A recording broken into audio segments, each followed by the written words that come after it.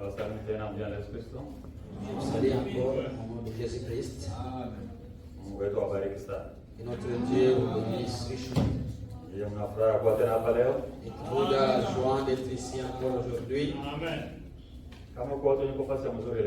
Il y a des gens qui sont dans un bon endroit aujourd'hui. Je crois que c'est nous. Nous avons choisi un bon endroit. Venir manger la nourriture de la vie. Ici, nous sommes au restaurant. Nous venons manger la nourriture gratuite. D'autres personnes vont aux théologies pour chercher cette parole. Ils paient de l'argent, ils étudient beaucoup pour connaître les choses de Dieu. Dieu nous a donné ça gratuitement. C'est pourquoi nous disons que nous sommes un peuple particulier. On va vous laisser une grâce particulière. Nous allons dans un endroit particulier. Pour cela, nous devons vivre une vie particulière.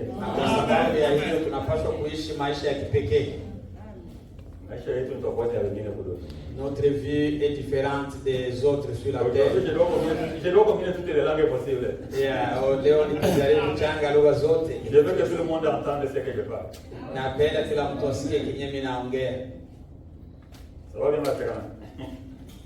Ça va bien marcher. Ça va bien marcher. Parfois en Swahili, parfois en français. Vous savez que je ne suis pas habitué à parler le français.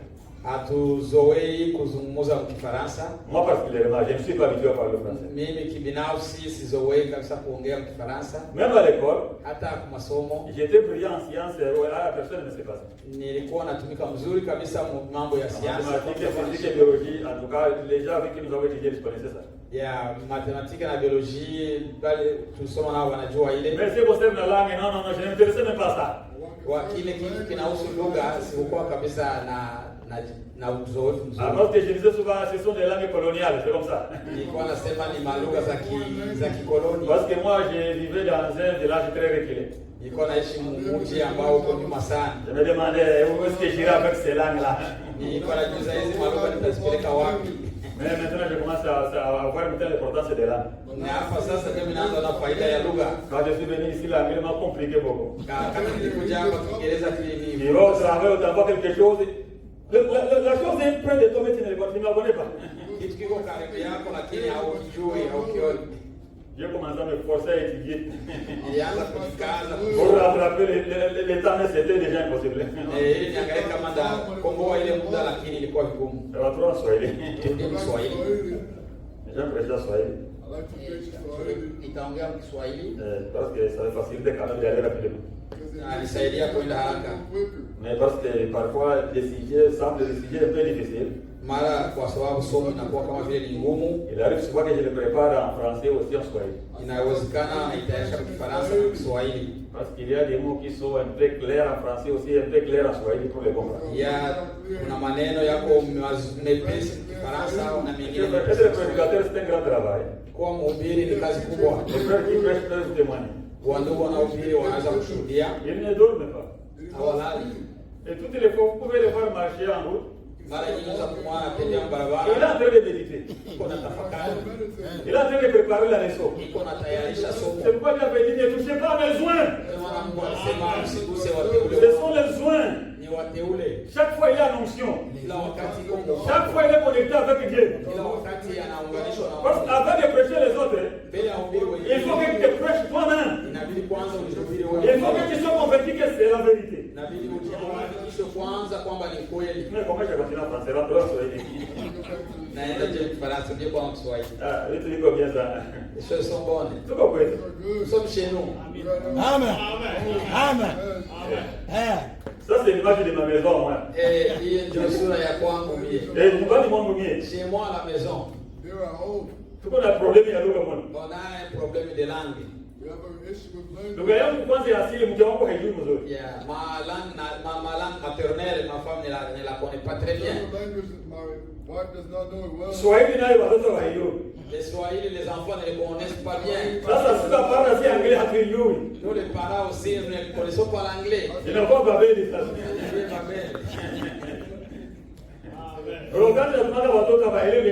Parfois j'envoie les enfants, ils ne comprennent pas ce que je leur dis. Ils disent, papa, on ongea nini? Qu'est-ce que tu dis? C'est ça l'image ici. C'est ça l'image d'ici aussi. Parfois on se demande dans quelle langue allons-nous prêcher.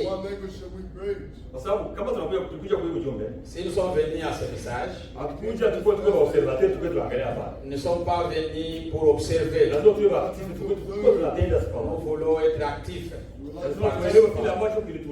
Pour savoir de quoi l'image de ce qui nous a amenés ici. La semaine passée, on parlait sur l'âge du fruit mûr. Et que les choses de Dieu ne se terminent pas. Aucun prédicateur qui a prêché un sermon disant qu'il a terminé. Tu ne peux pas les terminer parce que les choses de Dieu sont éternelles. À tout moment, c'est nouveau. Tu peux terminer à prêcher un sermon aujourd'hui. Demain, vous le prêchez d'une autre manière, ça devient toujours nouveau. Parce que toutes choses passeront. Mais la parole de Dieu demeure éternellement. C'est pourquoi nous l'aimons tellement. Il n'y a pas une bonne chose sur la terre que la parole de Dieu. Si c'est de Dieu réellement. Liko na yake honjo tofauti na mambo mengine. Ça a un goût différent des autres choses. Na wakati linafika katika moyo na moyo unaanza kuwaka. Et quand cela arrive dans le cœur brûle. Wandugu wa Emmaus mlijua habari zao. Vous connaissez l'histoire de frère d'Emmaus. Wakati Yesu aliwaprêcher munjia. Quand Jésus les prêchait en chemin. Walisikia moroho mko mnawaka. Ils attendaient un feu qui brûlait au-dedans d'eux. Paka wakati alibaacha wenyewe wanaanza kuambiana. Quand Jésus les laissait eux-mêmes s'introduisaient. Notre cœur ne brûlait pas au-dedans de nous ce qui nous parlait en chemin. Je mioyo yetu haikuwa na waka moto wakati alikuwa anazungumza nasi. Amen. Amen. Ni frère mwenyewe aliuliza mwenzake. C'est un frère qui a posé cette question à son frère. Alimuuliza bwana, ile wakati alikuwa anatuprêcher. Frère, quand il nous prêchait là. Wewe ulikuwa unasikiaje moroho? Comment tu sentais dans ton cœur? Ulikuwa unasikia moroho mnawaka. Est-ce que vous sentez qu'il y a un bruit? Mimi nilikuwa nasikia ça vile nitapasuka. Lui disait que je sentais comme mon cœur va exploser. Va exploser. C'est ça que nous voulons quand la parole de Dieu est prêchée. Ça saisit les âmes des gens. Que les gens sentent comme s'ils vont exploser. Nous parlions de l'âge du fruit mûr. Et à ce moment dans lequel nous sommes, c'est dans l'âge où le fruit est mûr. Cela attend seulement que ça entre dans le magasin de Dieu. Pour que Dieu puisse lui-même récolter son fruit. Il faut qu'au temps de récolte que le vigneron ou le propriétaire des champs vienne récolter. Nous avons parlé de cet arbre qui engendre.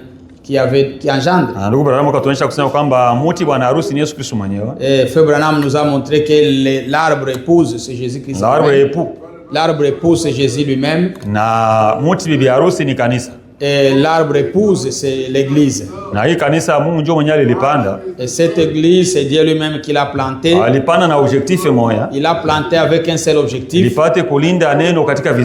Pour que ça puisse garder la parole dans tous les âges. Ça, c'était l'objectif de Dieu de planter l'église.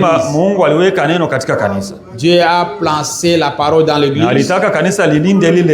Il a voulu que l'église garde cette parole jusqu'à ce que Jésus reviendra.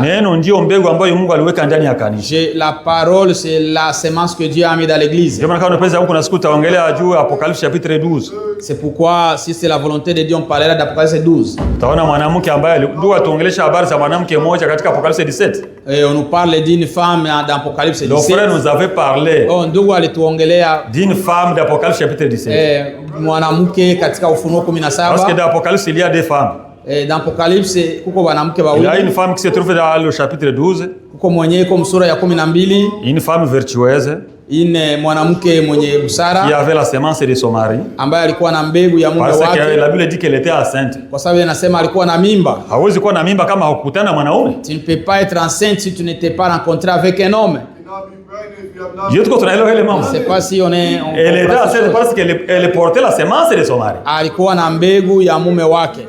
Parce que les enfants ce sont les fruits du mari. Kwa sababu watoto ni mbegu ya baba. Malheur aux femmes qui refusent de donner à leur mari les enfants. Ole kwa wanawake ambao wanakatalia waume zao kuwapa watoto. Ona wale wanakatalia bwana siku zale yako mtu waje. Tu t'es marié, tu refuses de donner des enfants à ton mari. Bwana atakufukuza. Le mari va te chasser.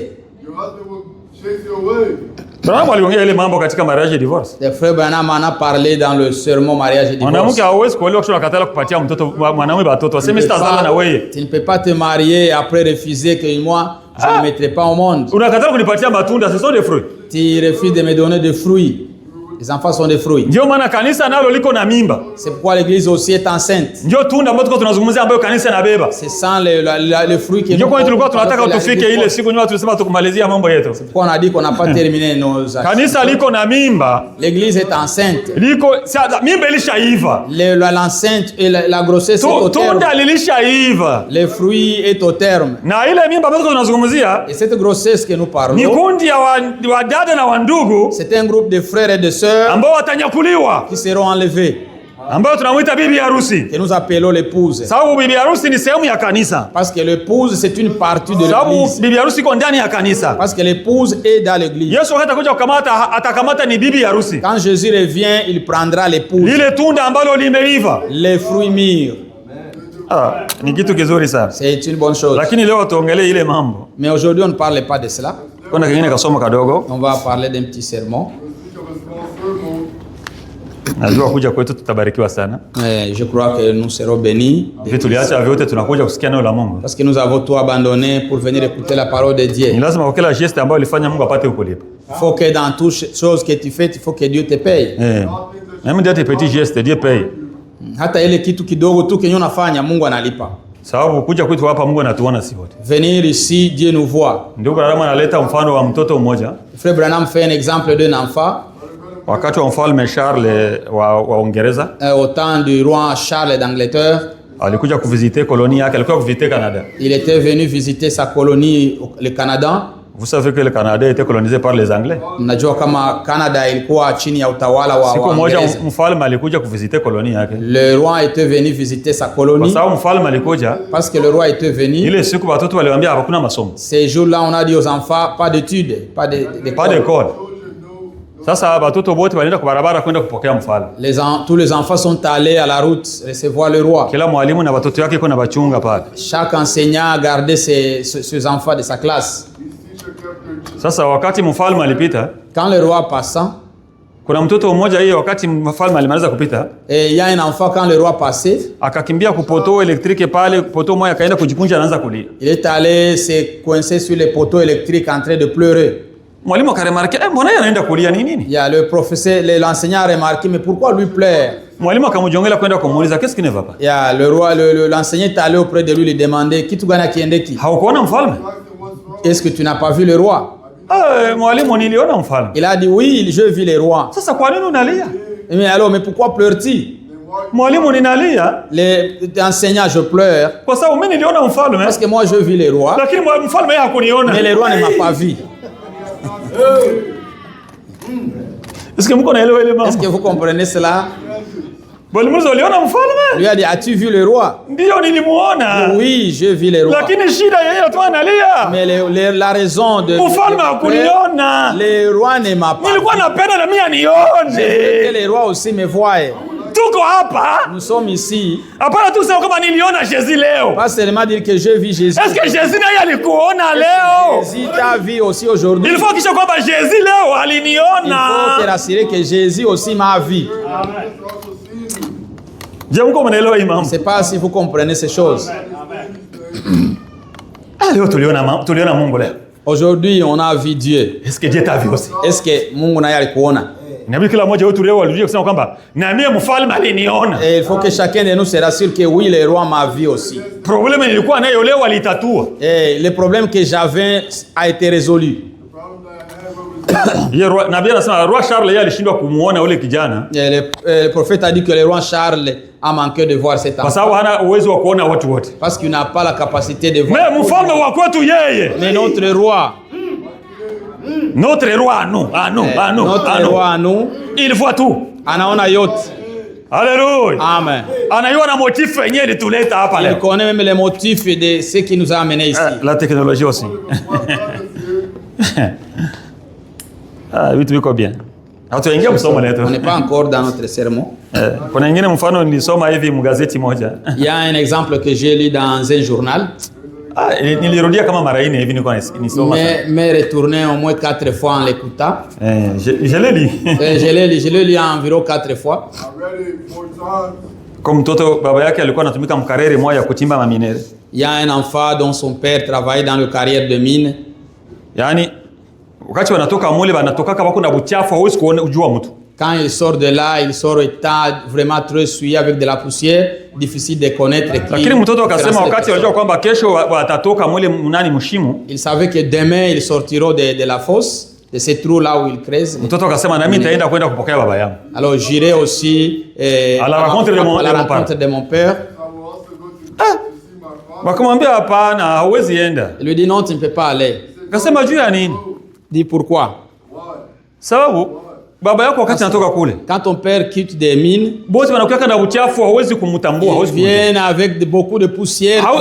Hautajua baba yako, hutaweza kumpokea. Vous ne saurez pas les recevoir parce que vous ne les reconnaîtrez pas. Quelquefois les enfants ont des bonnes réponses. Mara nyingi watoto wana majibu mazuri. Vous savez comment il a répondu? Ça, mnajua kisa alijibu?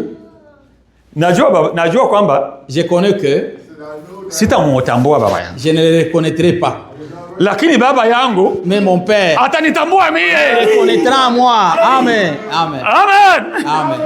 Vile mimi sitamtambua, comme moi je ne le reconnaîtrai pas, na mimi niko mtoto wake, et je suis son fils, mimi nitasimama tu. Moi je me tiendrai. Baba yangu akikuya, quand mon père, yeye mwenyewe atanipokelea na yeye même me recevra.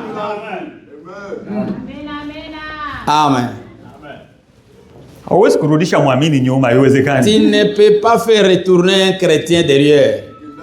Tunasonga mbele na injili. Nous avançons avec l'évangile. Tunajua kwamba baba yetu anatujua. Nous connaissons que notre père. Toi tu ne connais pas Jésus, tu ne connais pas Dieu. Wewe haujui Mungu, haujui Yesu.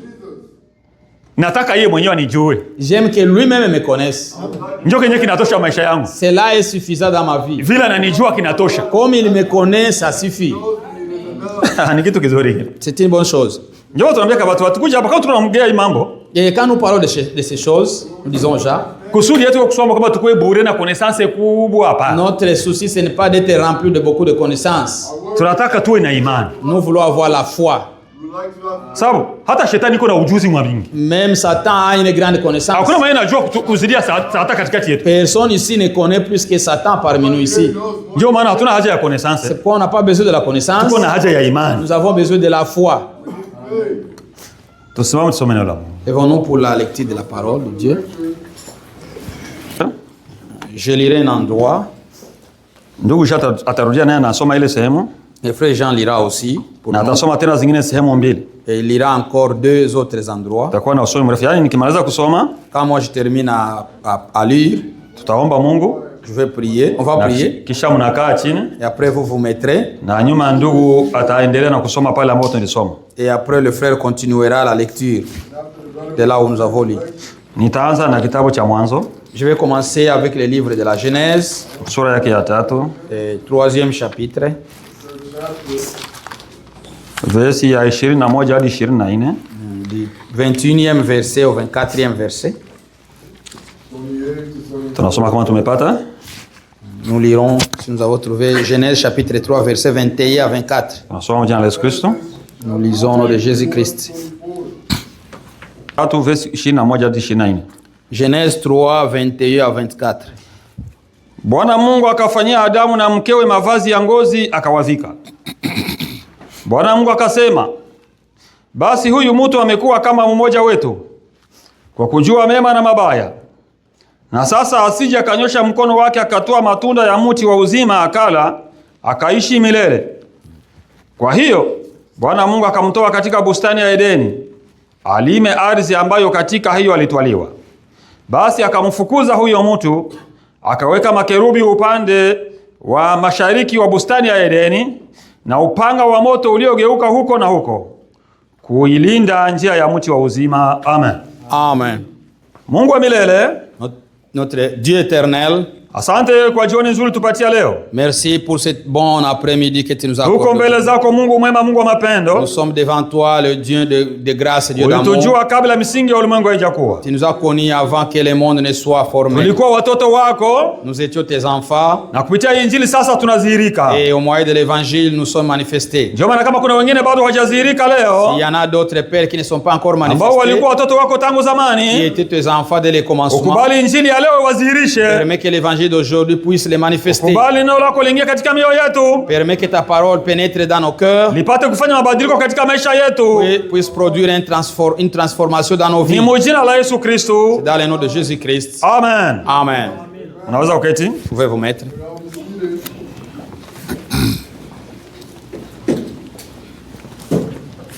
L'Éternel Dieu fit à Adam et à sa femme des habits de peau, et il les a revêtis. L'Éternel Dieu dit, voici l'homme est devenu comme l'un de nous, pour la connaissance du bien et du mal. Empêchons-le maintenant d'avancer sa main, de prendre de l'arbre de vie, d'en manger et de vivre éternellement. Et l'Éternel Dieu les chassa du jardin d'Éden pour qu'il cultivât la terre d'où il avait été pris. L'Éden, les chérubins qui agitent une épée flamboyante pour garder le chemin de l'arbre de vie. Amen. Amen. Frère, tandis que vous êtes debout, lis-nous dans Hébreux chapitre 9, 1 jusqu'à 8. Waebrania sura yake ya kenda versi ya kwanza mpaka sura mpaka mnane. Mpaka ya mnane. Hébreux 9. Je vais vous confondre aujourd'hui, frère, parce que j'utilise toutes les langues possibles. Oui, c'est bien. OK. So, Hébreux 9, 1 à 8. Waebrania kenda moja mpaka mnane. La première alliance avait aussi des ordonnances relatives au culte et les sanctuaires terrestres.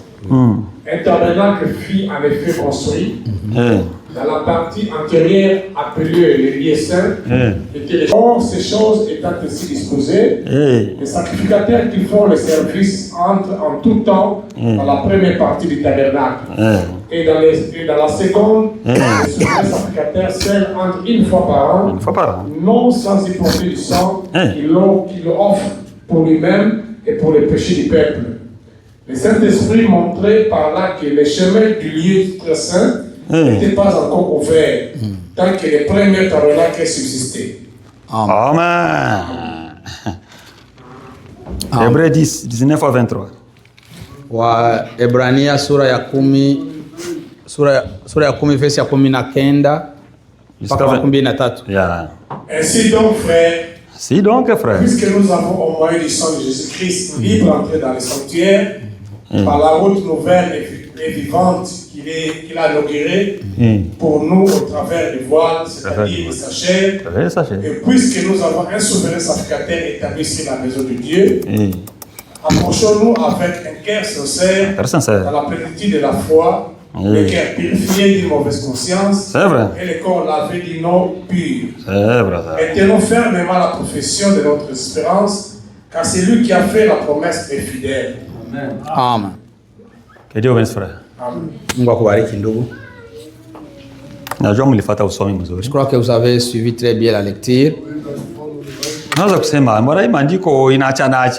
Je veux dire que ces écritures diffèrent. Hapo kwa mwanzo tuliona namna gani Mungu anafukuza watu. Au commencement, à la Genèse, nous avons vu Dieu chasser les gens. Mais tunaona tena mnasomea Waebrania. Vous nous lisez encore en hébreu. Mnaanza kutuongelea mambo namna gani bakwani walikuwa wanafanya kazi mu tabernacle. Vous nous parlez comment est-ce que le sacrificateur servait dans les tabernacles. Hivi vitu viko na raporo gani? Vinapatanaje? Comment ces choses ont-ils des rapports? Kama mlifuata usomi mzuri. Si vous avez bien suivi la lecture, kuko somo ambalo lifanya haya mambo yote tuyasome. Il y a un sujet qui a fait qu'on lise toutes ces choses. Somo letu la leo, notre sermon d'aujourd'hui, kufunguliwa kwa njia ya pahali patakatifu. L'ouverture de la voie du lieu très saint. Kufunguliwa kwa njia ya pahali patakatifu. L'ouverture du lieu saint. L'ouverture du chemin. Oh, l'ouverture du chemin du lieu saint. Du lieu très saint. Du lieu très saint. OK. L'ouverture du chemin du lieu très saint.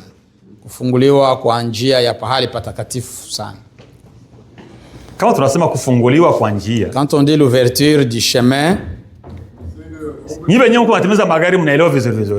Vous comprenez très bien cela. Tu peux arriver dans un chemin, on est en train de construire. Il ferme les chemins. Ferme la route. Il ferme la route. Pas de passage. Hakuna njia ya kupita. Banakuonyesha namna gani kwenye utadevia upitie nafasi nyingine. Il vous montre la déviation. Je pense que vous êtes habitués à ça. Najua mnazoea ile mambo. Hapa Marekani kila mwaka banatengeneza kama barabara. Si aux États-Unis, à chaque fois il y a des réparations. Na kama uko chauffeur huwezi maliza mwaka bila kukutana ile situation. Et si tu es chauffeur, tu ne peux pas terminer toute une année sans rencontrer de telles situations. Unakutana barabara balifunga. Vous arrivez, vous trouvez la route bloquée. Unatafuta njia nyingine unaanza enda. Vous cherchez une autre voie où aller. Mpaka unafikia kwenye ulikuwa unatafuta kwenda. Jusqu'à ce que vous atteigniez là où vous vouliez aller. Mais mambo iliko tunaongea hapa. Mais les choses que nous parlons ici, il n'y a pas d'alternative. Hakuna njia nyingine ya hakuna kamkato kakupesa nitapita hivi. Il n'y a pas d'alternative. Njia ni moja tu. La voie est unique. Si c'est fermé, c'est fermé. Kama inafungwa, inafungwa. Si c'est ouvert, c'est ouvert. Kama inafunguliwa, inafunguliwa. Sasa andiko ambalo tutaangulia kusoma hapa. L'écriture avec qui on a commencé. Kwa sababu tunazungumzia juu ya kufunguliwa kwa njia ya patakatifu pa patakatifu. Nous parlons d'ouverture du chemin du lieu très saint.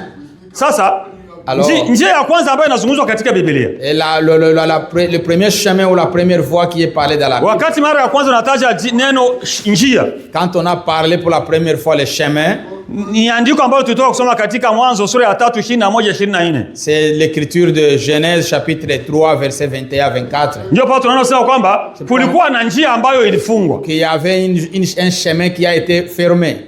Na hiyo njia, et ce chemin, njoo yenye Adamu alikuwa anapitia kwenda kwenye mti wa uzima. C'est le chemin qu'Adam utilisait pour aller à l'arbre de vie. Ikafika wakati, il est arrivé un moment, ile njia bakaifunga. Ce chemin-là fut bloqué. Kwa sababu ilifungwa. Pourquoi?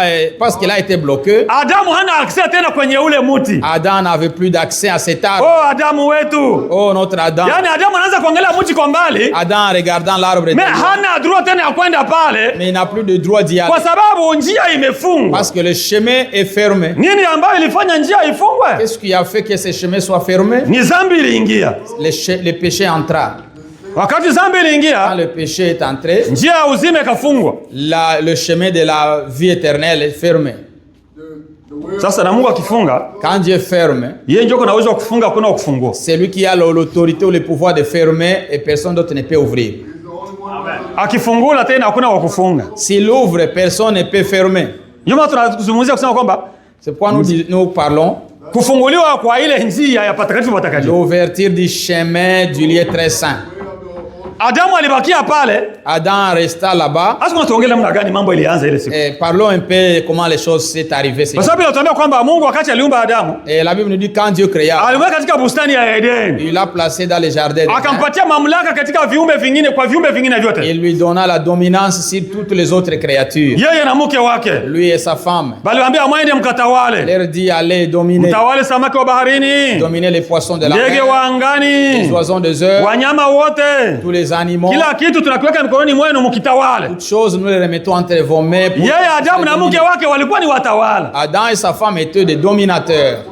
Hapa wadada ndio wako nataka aseme 50-50. Ici les sœurs vous voulez les 50-50. 50-50. Avant la chute c'était 50-50. Mbele ya anguko ilikuwa ni 50-50. Hakuna mwenye alikuwa chef wa bibi chef alikuwa bado. Personne n'était chef de l'autre. La domination. C'est ça que dit la Bible. Ile ndio Biblia inasema. Wakati Mungu alibaumba mume na mke. Quand Dieu le créa homme et femme. Dans le chapitre 1er. Genèse 1. Akwambia mwende mdomine kila kitu. Il dit allez et dominer toutes choses. Mtawale kila kitu. Eo walienda ni kutawala, wote walikuwa ni watawala kila kitu. Ils partaient tous étaient des dominateurs. Walikuwa wanashinda pale tu mapenzi makubwa tu raha ya mapendo. Ils étaient là avec une joie d'amour. Hakuna mkubwa kwa mwenzake. Il n'y avait personne qui était au-dessus de l'autre. Mais ces jours-ci, ces jours dangereux, quand Adam échoua de garder la parole de Dieu,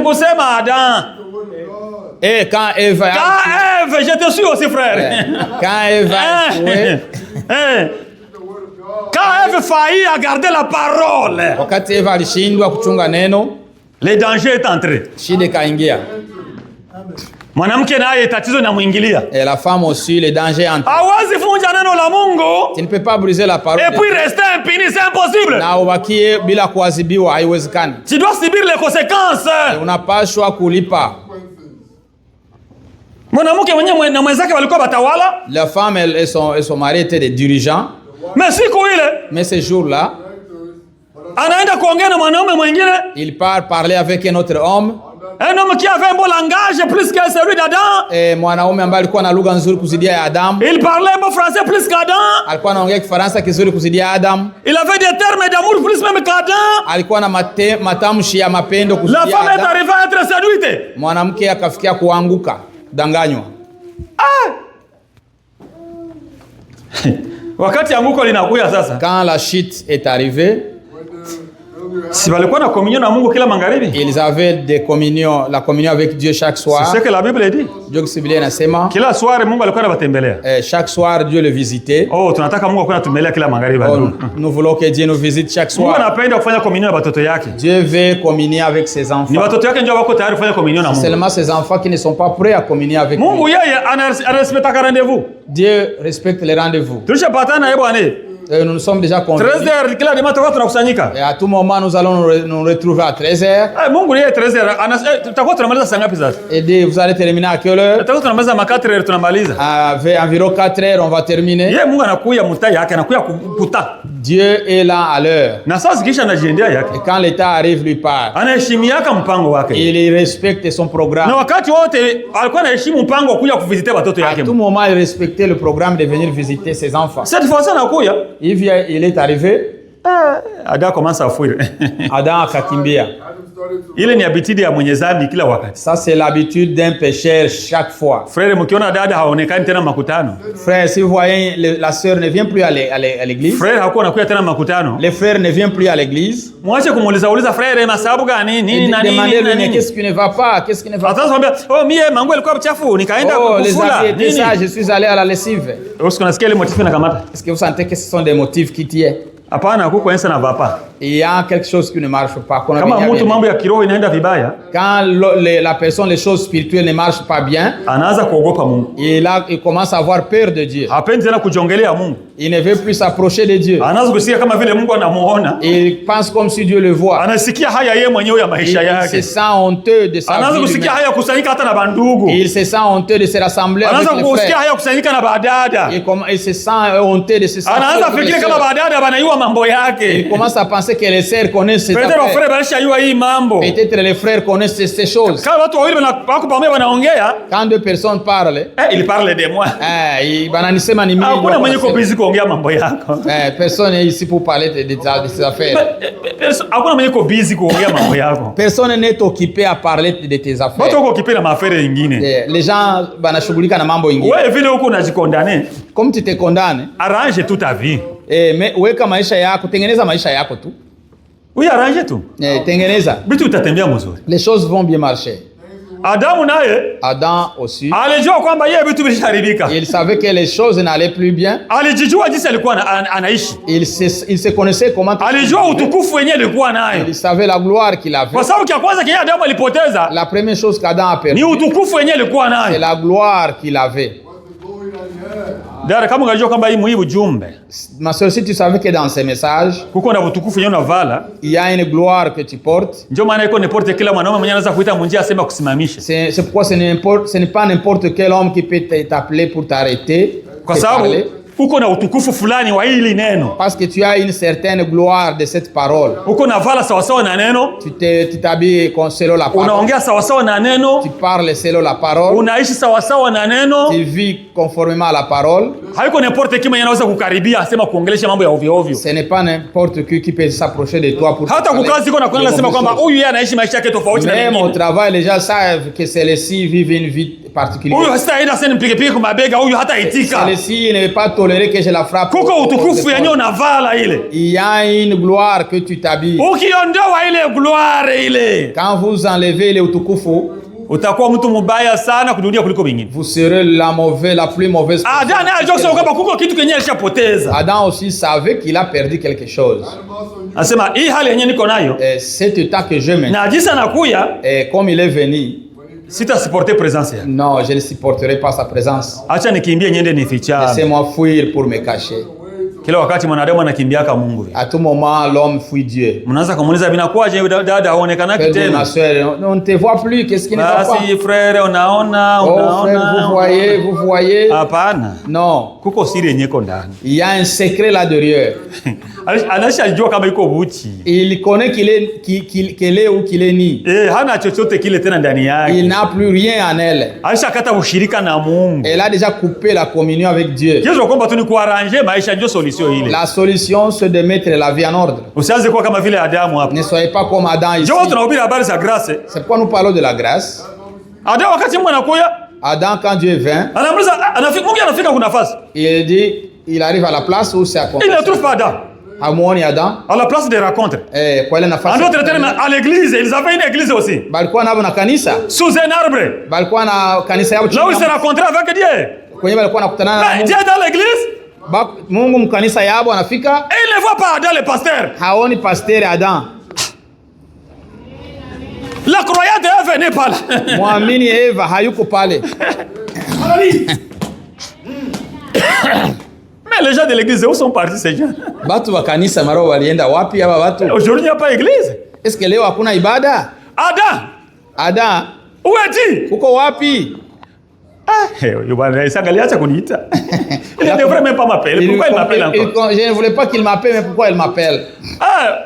J'ai entendu ta voix. Nilisikia sauti yako. J'ai fui. Nilikimbia. Pourquoi? Kwa nini? Parce que je suis ni. Kwa sababu niko uchi. Qui t'a déjà enseigné ça? Nani alishakufundisha kwamba que tu es ni? Kwamba uko uchi? Est-ce que tu as mangé les fruits que j'étais interdit de manger? Je, ulikula matunda ya ule mti nilikukataza usile? Adam, au lieu de dire papa, pardonne-moi. Adam, au lieu de dire unisamee baba. Il jette la faute à la femme. Akaanza tupia bibi yake kosa. Vous avez entendu là où Adam avait demandé pardon? Mulisikia kwenye Adam aliombaga msamaha? Non. C'est pour ça que nous avons reçu, c'est la grâce. Ndio maana tulipata neema. La grâce c'est ce qui vient gratuitement. Neema ndio yenyewe nakuyaka kwa bure tu. Kitu kia bure ni neema hii. La chose gratuite c'est la grâce. Adam kujisikia kusema kwamba nishakosa unihurumie. Adam ne s'est pas justifié disant que j'ai péché, pardonné. Kwanza alianza kulaumu Mungu. Elle a commencé à condamner. Il a condamné même Dieu. Et condamner Dieu. La femme que tu m'as donnée. Ule mwanamke ulinipatia. Toutes les fois que j'étais seul, tu m'as vu pécher. Wakati nilikuwa mimi mwenyewe uliniona nafanya zaidi. Les dangers que tu as porté auprès de moi. Ya ile shida ulileta karibu yangu ile. Dieu qui t'a donné une femme. Mungu anakupatia mwanamke. Et tu commences aussi à te lamenter. Na unaanza na kulalamika. Tu commences même à accuser Dieu. Unaanza hata kumshtaki Mungu. La femme que tu m'as donnée. Ule mwanamke ulinipatia. C'est pourquoi même Dieu avait établi la loi maintenant. Ndio maana Mungu aliweka sheria. Abraham avait prêché le choix de l'épouse. Abraham a prêché kuchagua. Il a donné à tout et chacun de nous de faire un choix. Alipatia kila mtu uhuru wa kuchagua. Tu dois choisir toi-même. Unapaswa kuchagua wewe mwenyewe. Le premier homme qu'on a donné à la femme, mwanaume wa kwanza Mungu alipatia mke. Il a condamné Dieu à ça. Alimshtaki Mungu kwa ile. Alimlaumu Mungu kwa ile mambo. Alimlaumu Mungu kwa ile. Dieu a donné maintenant le libre arbitre à chacun de nous. Mungu alipatia kila mtu de faire son propre choix. Afanye chaguo lake mwenyewe. Mungu anafika na kutana mambo inaharibika. Dieu arrivant, il trouva que les choses sont déjà détruites. Je ne sais pas comment je suis rentré en arrière comme ça. Je ne sais pas, tumerudia nyuma hivi. Mungu anaanza kuweka ordre tena. Dieu commence à rétablir un nouveau ordre. Si vitu vishaharibika. Les choses sont déjà détruites. Mwanamume analeta kesa, analeta kwa mwanamke. La femme jette les caisses. Non, c'est l'homme qui jette. Et l'homme jette les problèmes. Jette les ballots. Les ballots sur sa femme. La femme que tu m'as donnée. Et mwanamke ulinipatia. Il m'a apporté les fruits. Aliniletea tunda. Toi-même tu sais l'amour que j'ai envers elle. Unajua mapendo yenyewe niko nayo kwake. Je ne pouvais pas refuser son fruit. Singeweza kukatala tunda lake. Je l'aime beaucoup de fois que je ne peux pas refuser tout ce qu'elle me donne. Ninampenda sana hata siwezi kukatala kenye ananipatia. Dieu a écouté Adam. Mungu akasikiliza Adam. Il s'approcha d'Eva aussi. Akamkaribia Eva. Il a demandé à Eve. Akamuuliza Eve. Femme, qu'est-ce que tu as fait? Mwanamke, ulifanya nini? Bah, Seigneur, tu vois, hein? C'est ça le langage de la femme. Ndio namna mwanamke anaongea. Tu vois, hein? Unaona? Bon, moi j'étais dans les champs. Nilikuwa mle mshamba. Le serpent est venu. Nyoka alikuja. Il m'a séduit. Akanidanganya. Et j'ai mangé les fruits que tu nous as interdit de manger. Nilikula tunda ambayo ulinikataza kula. Oh. Serpent ba kumulizaka. Yes. On n'a pas posé la question au serpent. Si kama kwa siku tunaweza ongea hii habari. Je ne sais pas si on aura l'état de parler de cela. Concernant le serpent. Et kuhusu nyoka. Serpent yaba kumuliza. On n'a pas demandé ça. Mwanamke wakati alitupa bale kwa serpent. Quand la femme a jeté le ballon au serpent, Mungu anarudia kwa watu yake watoto yake. Dieu retourne toujours à ses enfants. Anaanza kuleta utaratibu. Il commence à établir l'ordre. Wakati wanasema huyu nyoka ndio mwenye alifanya ile mambo. Quand il a dit que c'est le serpent qui a fait ceci, hakuuliza nyoka jua nini ulifanya vile. Il n'a pas posé la question au serpent, pourquoi tu fais ceci? Alijua ndio kazi yake hii ya kufanya. Il savait que non, c'est ça, c'est la nature. Akamwambia okay, wewe, Kambia toi, kukenyo ulifanya. De ce que tu as fait, maisha yako yote, toute ta vie, utatembea na tumbo. Tu vas marcher par ton ventre. Na maisha yako yote, et toute ta vie, utakula mavumbi. Tu vas manger de poussière. Ndio punition alipatia nyoka. Ça c'est la punition qu'on a donnée au serpent. C'est pourquoi nous disons aux gens. Kama banasema kwa tumbo utatembea. S'il est dit que tu marches par le ventre, c'est par le ventre que tu marcheras. Na alikuwa kwake anatembea na tumbo. Et il marchait par le ventre. Sasa punition iko wapi? Où est la punition? Hivi mimi natembea na mgulu. Comme je marche avec le pied. Kisha naambia toute ta vie tu vas marcher à pied. Elle a dit toi toute ta vie tu marcheras par le pied. Est-ce que ça c'est la punition? Est-ce que ile ni adhabu? C'est comme ça que je marche chaque fois. C'est comme cela ndio gisi natembea kila siku. Nyoka wakati baambia quand on a dit au serpent kwa tumbo utatembea par le ventre tu vas marcher. Inatosha kusema kwamba cela montre que kuko namna yenyewe alikuwa anatembea na il y avait une autre manière qu'il marchait. Amen. Kisha naambia sasa utaanza kuburuza tumbo. Et on m'a dit alors tu vas commencer à marcher. Pourquoi sanction inakuja kutumbo?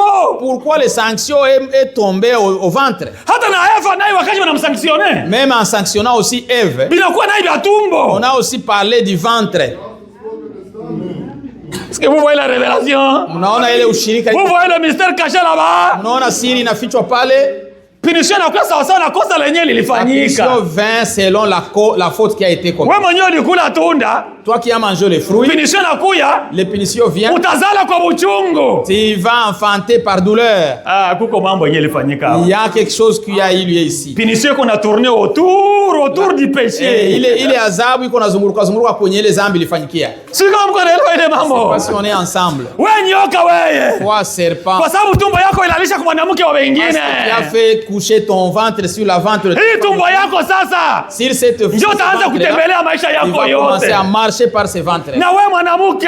Toi femme. Kwa sababu ulipokea mbegu ya mume mwingine. Parce que tu as reçu la semence d'un autre. Utaona namna gani kuzala utaanza kuzala kwa machungu. Tu vas commencer à enfanter par douleur. Quelle révélation? Ile ufunuo gani? Les mystères de révélation. Siri ya maufunuo. C'est dans notre âge. Ni mkizazi yetu. Les mystères cachés dans tous les autres âges. Oui, siri zilizofichwa mbizazi vingine vyote. Dieu les a rassemblés dans notre âge. Mungu alizikusanya katika et nous les a révélés na akatufunulia nazo par les prophètes de l'âge. Kupitia nabii wa kizazi. Hatukuwa tunajua hii mambo. On ne savait pas ces choses. Tous on savait qu'on a mangé la pomme. Tulikuwa najua alikula tunda hapo. Hapo tuko tunazinunua hizi. Unakula hapo kweli unaweza kula hapo naenda buchi. Il y a quelqu'un qui peut manger les apple et aleni. Nous les mangeons souvent ici. Kisha unaanza kujifunika wewe mwenyewe mayani. Tu commences à te couvrir. Sababu Adamu bakaanza kujifunika mayani. Adam s'est couvert de feuilles. Mungu anaanza aleta ordre. Dieu établit l'ordre. Ambia nyoka wewe kwa tumbo utatembea maisha yako. Toi serpent par le ventre tu marcheras. Naanza kutangaza mambo ya mzao. Il commence à annoncer la semence. Anasema nitaweka wadui kati ya mzao wako wewe nyoka na mzao wa huyu mwanamke. Je mettrai l'inimitié entre ta semence et la semence de la femme. Na wewe mwanamke? Et toi femme? Kuzala sasa utaanza kuzala kwa machungu. En enfantant tu vas enfanter par douleur. Na tangu sasa? Et de maintenant? Natosha pete zangu zenyewe ulikuwa nazo. Je te dégrade. J'enlève tes grades. Ulikuwa mtawala na mwenzenu? Tu étais dominateur ou vous dominez avec Adam. Avec Adam. Quoi et toi aussi tu seras dominé. Sasa na wewe batakutawala. Zile pete zako zote tunazikamata tunaweka kwa Adamu tena. Yeah, tout le grade là que tu avais nous les mulikuwa hivi. Vous étiez égaux. Tunaelever Adam. On élève Adam. Tunakupandisha juu. Tu deviens subalterne. Wewe unakuwa wa chini yake. Mko unaona ile mambo? Vous voyez ces choses. Amen. Après la chute. Kisha anguko. Avant la chute, mbele ya anguko, il y avait une alliance de mariage. Kulikuwa mapatano ya ndoa. Ils vivaient ensemble en harmonie, dans l'égalité. Balikuwa naishi pamoja katika usawa kwa wakilingana. Mais après la chute, Mais kisha kuanguka, Dieu a introduit une nouvelle alliance dans le mariage. Mungu aliweka mapatano mengine katika C'est pourquoi nous vivons après la chute. Sisi tunaishi nyuma ya anguko. Ndugu Branham aliprêcher ile mambo dans le mariage et divorce. Ndio Frère Branham a prêché ça dans le ndoa. Asema na mimi sikuwa najua hii mambo. Il a dit que moi aussi je ne savais pas ces choses. Kwa sababu Branham aliposer swali kama uko problème kubwa makanisa. S'il y a un grand problème dans des églises. Ni problème ya mariage. C'est le problème du mariage. Na utana frère chaka oa huko akaachana na huyu akakamata huyu. Il s'est marié ici, il a laissé, il est encore. Kama Branham ndio ilikuwa binayala. C'était ça qui était dans son église. Mwanamke mwenye ashaolewa kama nyumba mara 3. Une femme qui est déjà mariée 3 fois. Mwanaume mwenye ashakamata huyu anaacha huyu anakamata huyu na wewe huyu. A pris celui-ci, il laisse celui-ci, il prend celui-ci. Mpaka bikavuruga wakati Branham kuna prêcher mambo mengi. Alors quand cela a dérangé quand Frère Branham prêchait beaucoup. Ikaomba wandugu waanze kuuliza maswali ya mingi kuhusu mariage. Et les frères commencèrent à poser des questions en rapport avec le mariage. Nabii ni nabii. Le prophète est prophète. Alisema hii mambo. Il a dit que ces choses ni mambo magumu sana. Ce sont des choses dures. Na mimi mwenyewe et moi-même sijui kiamua. Je ne saurais pas comment. Nipatie muda nyingine nikonsulte mwenye mambo. Donnez-moi le temps pour consulter les propriétaires de ce. Alienda kumlima kuomba kuhusu mariage. Il est allé à la montagne prier uniquement pour le mariage. Ndio wakati alikuja na réponse. C'est à ce moment-là qu'il est venu avec la. Hata wakati wa kuprêcher ile prédication. Même en prêchant cette prédication. Wakati alitangaza kwamba ataiprêcher. Quand il a annoncé qu'il va prêcher sur cela. Alikuwa anaambia badada basikuye. Il disait même aux sœurs de ne pas venir. Que les frères eux-mêmes viennent écouter ces choses. Et si les sœurs vont venir, qu'ils accompagnent. S'il y a des grandes choses qui chauffent aujourd'hui pour la femme, ce qui choque la femme, parler sur le mariage, cela leur dérange beaucoup. Il y a des sœurs qui ont écouté ce message. Ce que vous dites, c'est comme si nous ne serons plus mariés. C'est ça comme si le message l'a lu et n'est plus libre. Oh, la deuxième alliance du mariage. Agano la pili la ndoa. Et l'homme est devenu au-dessus. Toi, à partir d'aujourd'hui, Ève, tu seras dominée. C'est là où la soumission a commencé. Il n'a pas dit qu'elle te conduira, il te conduira. Mais il va te dominer. Mais atakutawala. Kutawala ni kusema nini? La dominance signifie quoi? Vous voyez que moi je travaille la nuit. Narudia usiku kama ni 5h du matin. Je reviens à 5h du matin. Nakutana mke wangu pale iko na lota anasinzia usiku. Je rencontre ma femme et est en train de rêver, en train de ronfler. C'est mimi ndio chef. C'est moi le chef. Sasa compliqué pour chef bwangu. Et pour appliquer mon autorité, nitakuya. Je viens. Ambia wewe, chérie. Je dis toi chérie. Nitoka kazi nishachoka wewe la mko wewe unipigie chai. Ya réveille-toi, fais-moi du thym. Hana wakati wa kusema na wewe nyumba anataka uishi. Et toi tu veux que le mariage soit brisé. Niko na uwezo wa kumwambia bunaisha. J'ai ce droit là de lui dire c'est fini. C'est la parole de Dieu. C'est ça ndio neno la Mungu. Sasa kusema ndio kumbe una roho mbaya. Tu as un mauvais cœur. Frère, tu es méchant. Tu es méchant.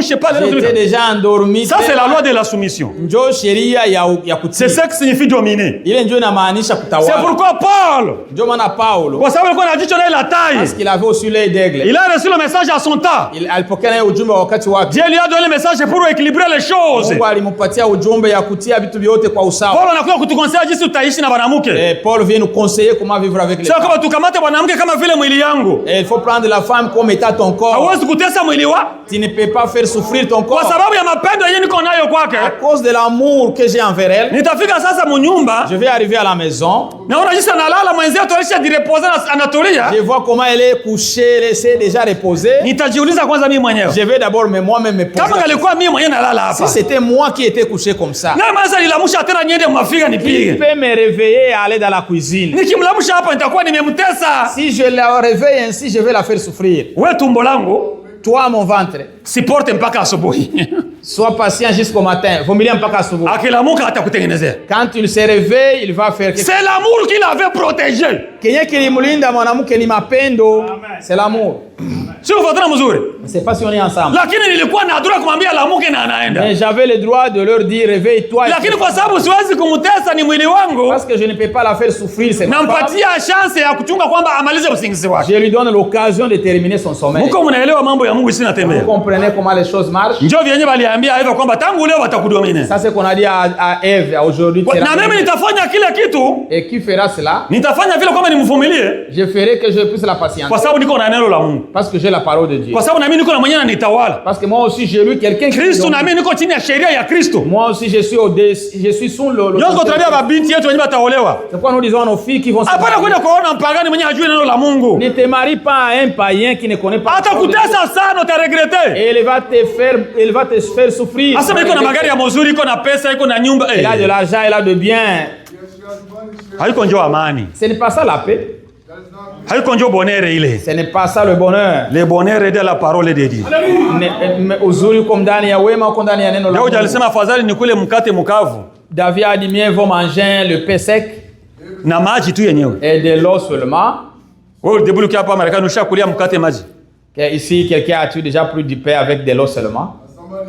Daudi alisema vaut mieux nikamate mkate nikunywe maji. David a dit mieux vaut manger le pain sec avec kuliko kuishi katika nyumba ya matatizo. Que de vivre dans une maison où il y a des problèmes.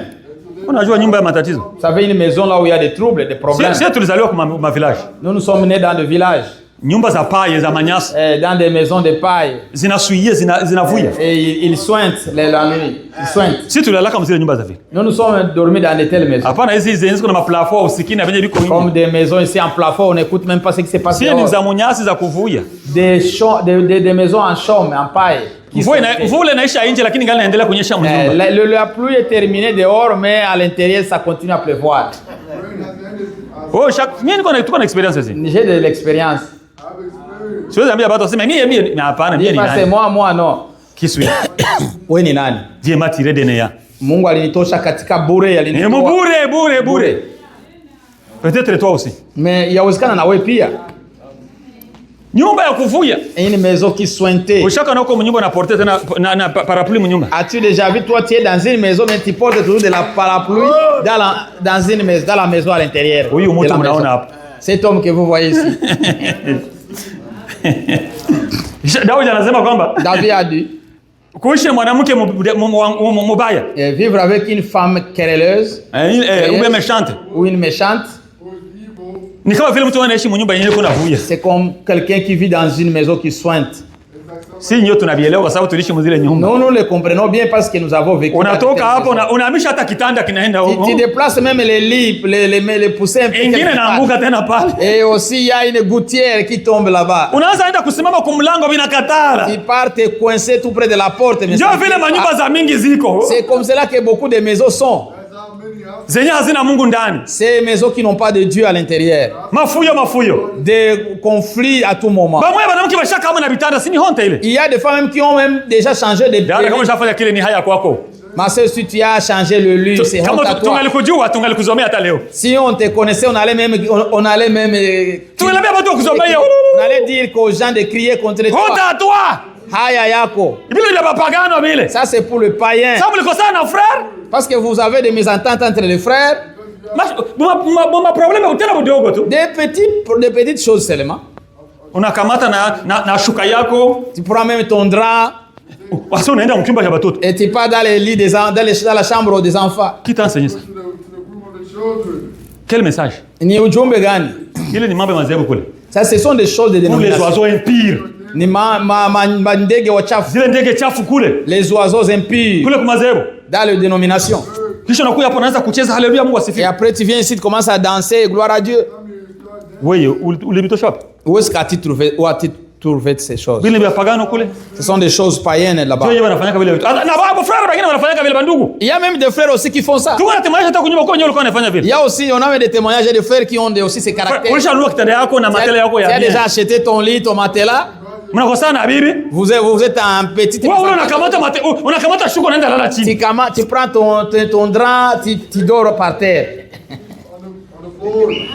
Kuko philosophe mwenye définir colère. Il y a un philosophe qui a donné la définition de la colère. Qu'est-ce que la colère?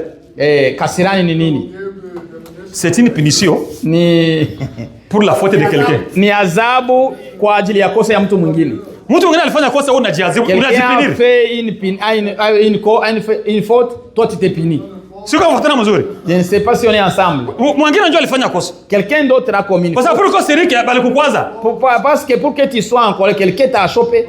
Ule mwenye alikuwa chopé si njoo mwenye alifanya kosa. C'est lui qui t'a chopé, c'est lui qui a fauté. Sasa wewe unakasirika, unaumia. Alors toi tu es vraiment chopé, tu es blessé. Tu es blessé. Tu t'es puni. Unajiadhibu wewe. Pour la faute de quelqu'un. Kwa ajili ya kosa ya mtu mwingine. Unaarifa mpaka kwenda kulala chini. Tu arrives même à dormir par terre. Watoto wanaanza kuona mama anaanza kulala nabo. Les enfants voient. Bisha kwa kule mu état major biliendaje? Il demande mais là à l'état major, qu'est-ce qui ne va pas à l'état major? Uko unafundisha watoto wetu nini? Qu'est-ce que vous enseignez à nos enfants? Na tabaki na mimi kama nikiolewa kesho kwa sana bwana wangu na mimi nitakuwa natoka. Moi aussi s'il y a quelque chose quand je me marie, il y a quelque chose ne va pas, je vais aussi sortir. Habikuwa qui hapa si. Ici chez nous, c'est de telles choses n'existent pas. Asema mshuka mnaanza pigana mangumi yule. Vous vous donnez des coups dans les draps, dans les blankets. Hatuko bakachere hapa. Nous ne sommes pas des catcheurs, des boxeurs. Unataka uende John Cena atakufundisha. Allez auprès de John Cena. John Cena. John Cena il va t'apprendre. John anafanya ile mambo yao ya ajabu ajabu qui fait les jeux là de boxe. Kwetu sini mapendo natawala. Chez nous, c'est seulement l'amour qui domine. Kwenye uko watu wakutakosa matatizo. Là où il y a des gens, il ne manquera pas de petites choses. Mais ni kurégler haraka haraka. Mais on les règle avec rapidité. Dieu veut pour sema ili kwamba shetani asibavamie. Pour que Satan ne puisse pas vous dominer. Kile unabakia kumbushaka maliza miezi nyumba ushakaisha. Vous restez de mois et de mois, le mariage est déjà gâché. Si tunazana kama banungu na badada bako bie kumbe bitu bishaka haribika zamani. Vous savez que les frères et les sœurs sont bien, pourtant les choses ont été gâchées il y a longtemps. Vraiment, ça c'est quelle vie? Hiyo ni maisha gani? Tuko tunachunga Jésus kisha unabakia mwile désordre. Nous attendons Jésus mais toi tu restes dans ces désordres. Branham alikuwa anatuonyesha kwamba cha kwanza kutengeneza ni kutengeneza mafoyer zetu kwanza. Le Branham disait la première chose à régler c'est régler nos foyers. Foyer zetu kuwe na amani kwanza. Il faut que nous ayons la paix dans nos foyers. Harmonie. Qu'il y ait de l'harmonie. Kule madésordre de watu madhehebu ni kutupa kule. C'est des choses là, des dénominations, il faut les jeter dehors. Yo watu tunaona madhehebu kule ndio nyuko ile mambo. Dans les dénominations, c'est là où il y a de telles choses. Kila maana kumbuka. Je me rappelle. Niko na bakuli yangu mu nyumba. J'ai une assiette. J'ai des assiettes là, les vases là. J'ai des vases. On achète là. On achète à la maison. Kwa zingine zinamaliza hata mwaka bayanistilia mo chakula. Il y en a d'autres qui fait même toute une année on ne m'a jamais servi. Kwa wakati naenda mkabati naangalia ziko za kwangu. Parfois je me regarde dans l'armoire, est-ce que ces assiettes m'appartiennent? Peut-être c'est pour les visiteurs. Yawezekana ni kwa ajili ya wageni. Na mimi ndio chef. Et moi c'est moi le chef. Kwa wakati naziangalia nasema hii mwaka yote sikulia moi. Frère mko mnachunguza na moi. Il faut regarder. Nous devons prêcher la parole. Mwacha kuhubiri neno. Hapana masahani zenyewe za kubakia tu wakati tunakutembelea njoo zinatoka hapa. Yeah, des assiettes qui sont gardées seulement dans les armoires, ça sort. C'est pour vous les chefs. C'est pour toi. Ulizinunua za kwako wewe chef. C'est acheté pour toi chef. Bako na kupangia masahani yako kulia amo. Qu'on puisse te servir sur ces assiettes. Mko mwenda angalia hii sahani haiya kuyaka depuis nini. Il faut regarder mais cette assiette on ne m'a jamais servi. Inachunga nani hii? Qu'attends-tu cette assiette? Qu'est-ce que c'est tuko madhehebu hapa? Nous ne sommes pas les dénominationnels. Tunapigaka. Nous on frappe. On frappe. Hii injili c'est le fouet. Cet évangile ni fimbo. Injili ni fimbo. Nous frappons. Tunapiga. Ili kwamba uchafu wote upate kutoka. Pour que toute souillure puisse partir. Unaweza kusema alisema bibi yake. Elle a dit sa femme. Non. Nileta image kuwaonyesha benye biko nafanyika. Je vous fais l'image pour voir ce qui se passe. Tunatembeleka bandugu manyumba zinayala mabakuli mabitu. Vous verrez, nous visitons les frères, il y a des qui ont des armoires avec des assiettes. Kuna wengine vinamaliza na miaka 3 aligusiwi. Il y a même d'autres qui prennent des années qu'on les a même. Badala nasema bongo si ni ushahidi bila wanasema. Est-ce que les sœurs Gema? Ayo nadanganya. Est-ce que c'est Gema? Bon, zile mabakuli mnasungia banani? Alors ces assiettes là vous les gardez pour qui? Frère nga kikuya ndio mletee. Et quand un frère visiteur arrive c'est là, c'est moment là vous allez lui servir. Vous attendez le jour que frère Mike va vous visiter? Quand jusqu'à ce que frère Ngainga anakuja kutembelea. Ou bien le frère Mike. Ou bien frère Mike. Quand frère Seba entre maintenant il faut le présenter que tu as des beaux assiettes. C'est pour votre chef. Ni kwa ajili ya chef wako. Alizinunua kwa nazikulia hapo mwenye nazo. Il les a achetés pour les utiliser. Sijui comment nilifika kule kote. Je sais plus comment on est allé là-bas. Tuko kwenye njia yetu ambayo ilikuwa inafungwa. Nous sommes sur notre chemin qui a été bloqué. Mungu anaanza kuweka sheria ya mpya. Dieu commence à rétablir une nouvelle. Siku ambapo watu wanaanguka. Les jours que les gens tombent. Sasa zishaenda kule zile tuanza somo. C'est encore 30, on a encore. Je sais 30 minutes, mais tu m'as l'introduction. Nous sommes encore dans l'introduction de 30 minutes. C'est bien. Mungu anaanza kupanga mambo utaratibu tena. Dieu rétablit l'ordre. Mwanaume utakuwa shefu wa mwanamke. L'homme, tu seras au-dessus de la femme, tu seras le chef de la femme. Mwanamke utatawaliwa. Toi femme, tu seras dominée. Unaona wakati Mungu alipiga? Quand Dieu a frappé. Mungu alipiga nyoka. Dieu a frappé le serpent. Mungu alipiga mwanamke. Il a frappé la femme. Wakati alitaka kupiga mwanaume. Quand il voulait frapper l'homme. Wakati alitaka kupiga Adamu. Quand il voulait frapper Adam. Mungu akaangalia kusura ya Adamu. Dieu regarda sur le visage d'Adam. Akaona wanafanana. Il voit, il se ressemblait. Akaangusha kasirani yote yenye alipiga Adamu. Et il a fait tomber toute la colère qu'elle allait tomber sur Adam. Akaipiga kubulongo. Il a frappé sur la terre. Akaambia Adamu. Il a dit à Adam. Voici à cause de toi. Unaona kwa sababu yako. La terre est maudite. Ardhi inalaaniwa. Alléluia. Amen. Adam anamepargne. Et Adam est épargné. Colère yenyewe ilikuwa yake kumpiga. La colère qui lui était due. Mungu anamwangalia kusura. Dieu le regarde en face. Il lui ressemble. Anamfanana. Il fait tomber tout ça sur terre. Akaangusha ile kasirani yote. Adam, voici à cause de toi. Adam kwa sababu. La terre est maudite. Zinalaaniwa kwa ajili yako. Adam anamwepargne. Adam banamuzu banaanza kumexpliquer sasa. On commence à l'expliquer. Sona budongo basha ilani. Tu vois que la terre est maudite. Itaanza kuzala tasartu ya mubaya. Elle va commencer à produire des mauvaises désirs. Utaanza kupata yasho sasa wakati wa kuku. Tu vas commencer à suer pour manger, pour trouver à manger. Kwa sababu ya kosa yenyewe ulifanya. À cause de la faute que tu as fait. Lakini yeye Adamu hakupigwa. Adam n'était pas frappé. Biblia inasema pigo lake Mungu alilipiga kwa dunia. Il a dit que sa colère Dieu l'a fait verser sur la terre. Sasa Mungu anaangalia hapa watu. Dieu regarde ces gens. Baisha fanya kosa. Ils ont déjà commis de péché. Kuko muti yenye iko pale. Il y a un arbre qui est là-bas. Ile muti mie njoni iliwekaka pale. C'est moi qui ai planté cet arbre là-bas. Na mie njoni nikamataka Adamu. C'est moi qui ai pris Adam. Nikaenda kumuonyesha kwamba Adamu kuja hapa. Je l'ai amené, je lui viens ici Adam. Chemin iko tunazungumzia hapa. Le chemin que nous parlons ici. Sababu Biblia inataja tu mwedeni, anatuonyesha njia moja yenyewe tunaona pale. Et il nous montre ne fût qu'un seul chemin qui. Ni njia ya kwenda kwenye mti wa uzima. C'était le chemin qui allait vers l'arbre de vie. Kwenye mti wa uzima kule, vers l'arbre de vie. Kulikuwa kanjia kenye kalikuwa inaenda kule. Il y avait une voie qui allait là-bas, un chemin. Na ile njia, et ce chemin, ni Mungu ndio alitracer. C'était Dieu qui allait faire. Wakati alikamata Adamu kwenda kumuonyesha. Quand il a pris Adam pour aller lui montrer. Hakikuwa kibarabara hapana. Ce n'était pas une route, une grande route. Ni kanjia kadogo. C'était un sentier qu'on peut. Ni kamigulu tu. C'était un sentier. Kenya Mungu alifurahia kuhusu Adamu. Et Dieu avait frayé pour Adam. Kwenda kumuonyesha kwenye mti huko. Et pour lui montrer où se trouvait l'arbre. Je tufuatana mzuri. Passionner ensemble. Sasa kale kanjia ndio Kenya Adamu alikuwa anapitia kwenda kwenye ule mti. Alors c'était ce sentier là où Adam partait pour. Kanjia Kenya Mungu alifurahia wakati aenda kumuonyesha ule mti. C'est le chemin que Dieu a frayé quand il lui a pris pour le. Mungu wakati aliangalia Adamu. Quand Dieu regarda Adam. Akaona Adamu angela tendance ya kuwa anaenda kwenye ule mti na anafanya kosa. Adam avait encore la tendance d'aller vers cet arbre. Hawezi tena kuishi milele. Tu ne peux pas aller vivre éternellement. Inabidi tumkate. Il faut qu'on coupe. Tumnyanganye uzima wa milele. Qu'on lui ravit la vie éternelle. Ona kitu cha kwanza kenye mtu anaanza kupoteza. Voyez la première chose que l'homme a perdu. La vie éternelle. Uzima wa milele. Parce que kama hukaribi ile mti hauna vie éternelle. Si tu ne t'approches pas de cet arbre, tu n'as pas de vie éternelle. Kama tunazungumzia njia yenyewe ilifunguliwa. Si nous parlons du chemin ouvert, ni ya uzima wa milele. C'est le chemin de la vie éternelle. Hatukuwa bakuishi tena milele. Nous n'étions plus dignes de vivre éternellement. Na ili kwamba uishi milele, pour que tu vives éternellement, inabidi ukuwe na wa milele. Il faut que tu aies l'éternel. Na mwenye wa milele ni Mungu pekee. Et celui qui est éternel. Na njia ni kusema njia ya kumjongelea Mungu ilikuwa imefungwa. Et parce que la voie pour s'approcher de lui était fermée. Mungu akasema huyu mtu inabidi tumfungie njia. Dieu a dit il faut qu'on ferme ce chemin à lui. Akaita makerubi. Il a appelé les chérubins.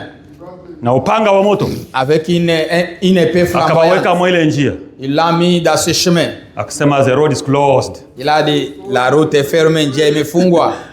Kibarua kilikuwa pale Adamu alikuya. Il y avait une pancarte. Closed. Fermée. Adam anakuwa wakati wote alikuwa anajaribu. Quand Adam toutefois il tentait. Les anges sont encore là. Vraiment ça c'est balibakia bali wa malaika. Le prophète a dit que ces anges sont restés là. Depuis le siku. Depuis ce jour-là. Mpaka siku moja. Jusqu'à un jour. Ndio yetu kwa tunataka tuzungumzie hapa. C'est ce jour-là que nous voulons parler. Kuko siku yenye balishaka toka sasa. Ces anges ne sont plus là. Gloire à Dieu kwa sababu balishaka toka. Utukufu kwa Mungu parce qu'ils ne sont plus là. Balitoka wakati gani? Quand est-ce qu'ils sont sortis? Wakati gani njia ilifunguliwa? Quand est-ce que les chemins étaient ouverts? Si tuna haja njia ifunguliwe. Nous avons besoin que les chemins soient ouverts. Bandu, tuko tunataka tuende kwenye uzima wa milele. Nous voulons aller vers la vie éternelle. Même mnakutana njia wanaifunga ya uzima wa milele. Vous trouvez les chemins bloqués. Kwa sababu nasema kwamba tuzuie ili kwamba asija kala tunda. Et qu'on les ferme afin qu'ils ne mangent pas du fruit. Asija kaishi milele. Qu'ils ne vivent pas éternellement. Yani balimzuilia uzima wa milele. On lui a empêché la vie éternelle. Yani balimzuia asikaribie kwenye Mungu yuko. Et on l'a empêché de s'approcher de Dieu. Angalifanya yote lakini kufika présence ya Mungu hangalikanyaga tena. Il allait tout faire mais arriver dans la présence de Dieu ne pourrait plus. Njia wanaifunga. Les chemins fermés. Sasa hii njia tunataka baifungule. Alors nous voulons que ces chemins soient ouverts. Kama hayafunguliwa, si ce chemin n'est pas encore mwanadamu anapotea. L'homme est perdu. Amen. Ndugu yangu tuambia. Frère Branham nous dit. Kuna dalili ambazo zilianza kuonyesha kusema kwamba Mungu atafungula ile njia. Il y avait des signes qui montraient que Dieu va ouvrir ces chemins. Kwa sababu maandiko yenyewe tulisoma pale Genèse, Mungu alimfukuza Adamu. Le critique qu'on a lu dans Genèse que Dieu les chassa. Akataka mtosha Edeni toka mwi shamba wende. Il a dit sors de ce champ. Wende sasa ulime. Va maintenant cultiver la terre. Na kule kwenye uko naenda kulishaanza ota miiba kule. Et là où tu es parti, il y a des épines qui poussent déjà là-bas.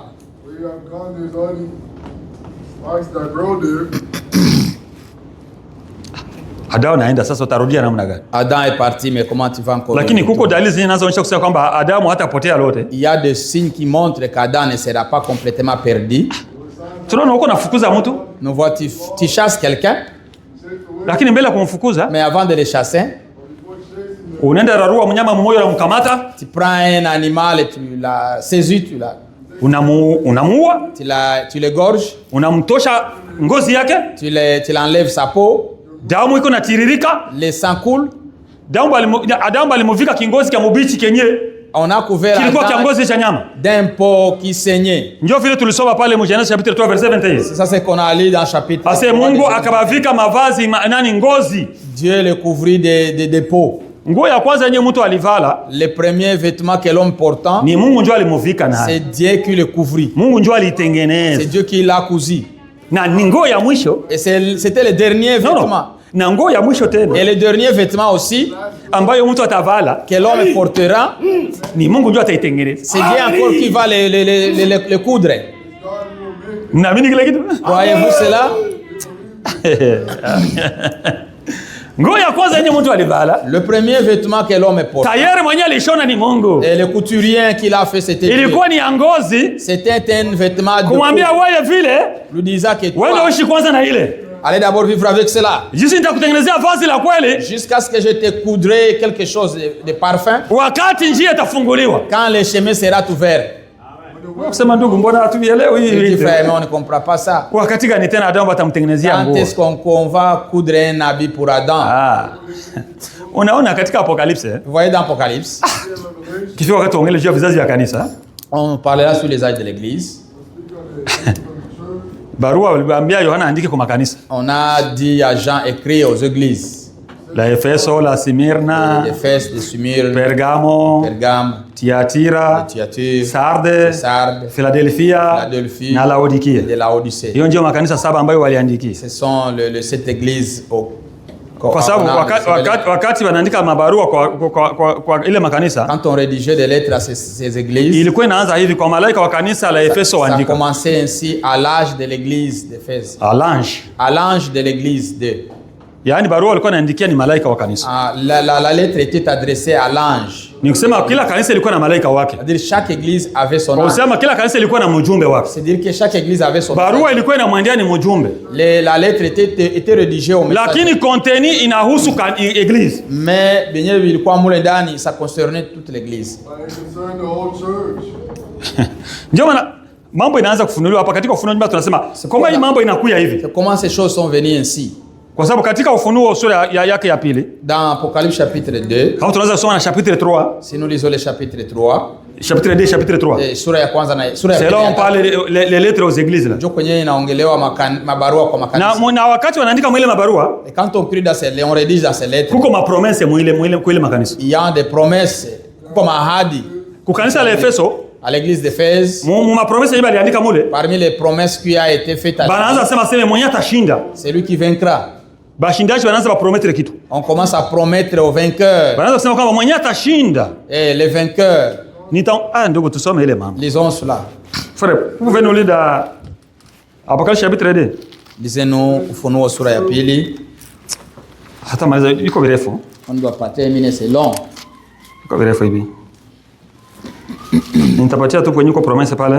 Prenez seulement là où il y a la promesse. Verset 7, chapitre 2, verset 7. Genèse et Apocalypse chapitre 2, verset 7. Que celui qui a des églises. Yule kuna masikio asikie kile Roho anasema na makanisa. À celui qui vaincra, je donnerai à manger de l'arbre de vie. Yule atakayeshinda nitamfanya akule kwenye mti wa uzima. Qui est dans le paradis de Dieu. Ambao uko katika paradiso ya Mungu. Il va manger quoi, frère? Atakula nini ndugu? L'arbre de vie. Kula mti wa uzima. Est-ce que vous pouvez reprendre la lecture?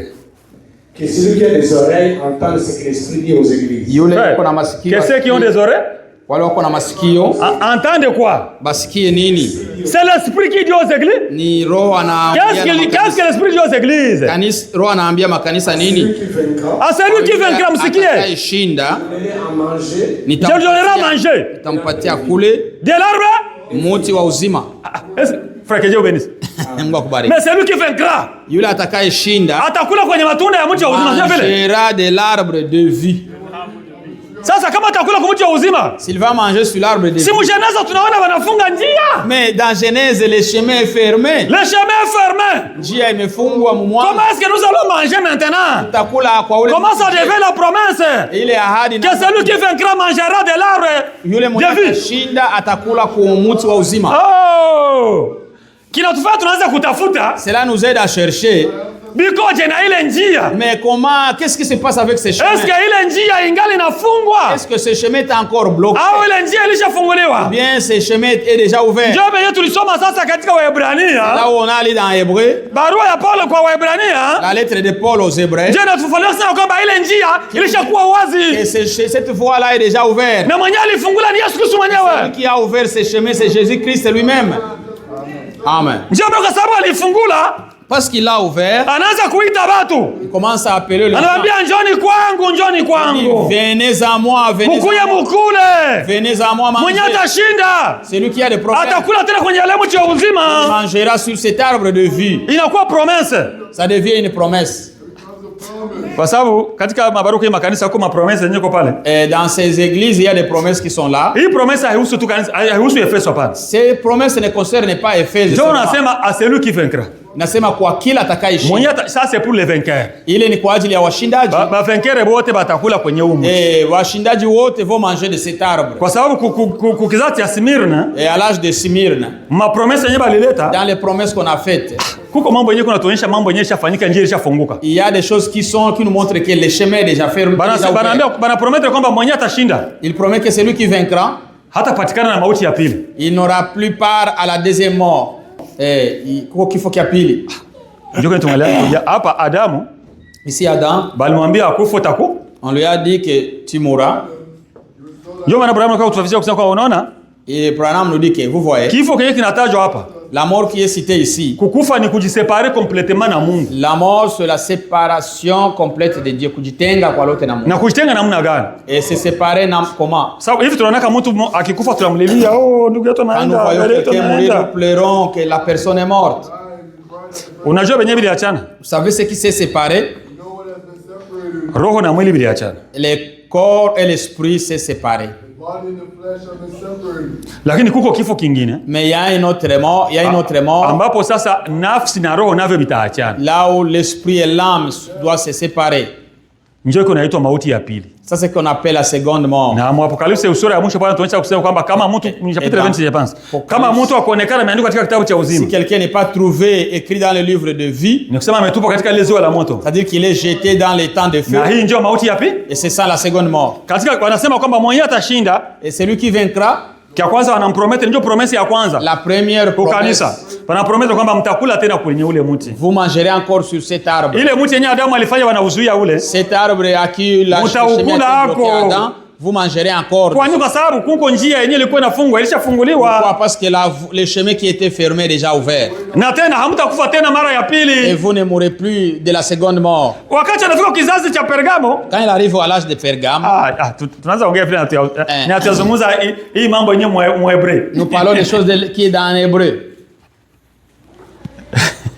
Sababu ukizazi ya tatu mwa promesse de troisième âge de les promesses pour ukizazi ya Pergamo, l'âge de Pergame, ma promesse wanasema kwamba yeye atashinda, ahadi dit ce qui vaincra atakula mane caché, il mangera et il est mana. Kuna mana ni chakula, et mana ni c'est la nourriture.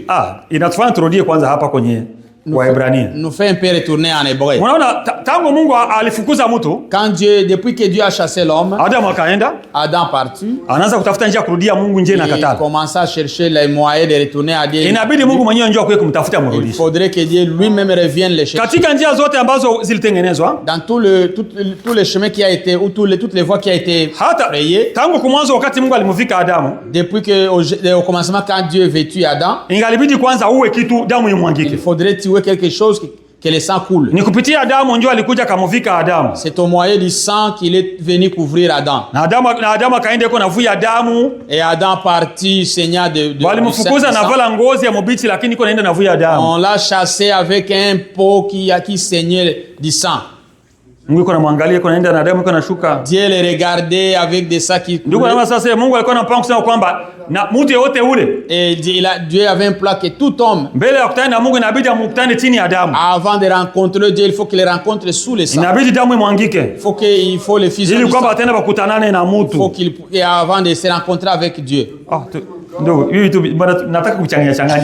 Nous voulons le mélanger. Sawa iko vya mingi. C'est parce que c'est nombreux. Nakumbuka kuna swali ambalo labda ndani ya watu wanajiuliza. Peut-être il y a la question qui est dans les gens qui se posent. Ndio alisema Adamu Mungu ndio alivika mtu nguo ya kwanza. Et il dit que c'est Dieu qui a vêtu l'homme le premier vêtement. Na ndio atamvika tena ya mwisho. C'est celui qui le vêtira encore le dernier vêtement. Alors comment sont ces choses? Hii ni promesse. Ça c'est une promesse. Ya yenye Mungu aleta kubashindaji. Que Dieu a donné aux vainqueurs. Kwenye kizazi cha Sardi anasema vile. C'est dans l'âge de Sardes où il dit cela. Anasema kwamba mwenye atashinda. Il dit que celui qui vaincra. Acha tuisome nayo, ni mzuri sana. Lisons aussi l'âge de Sardes. Najua ni chapitre 3. Ni sura ya 3.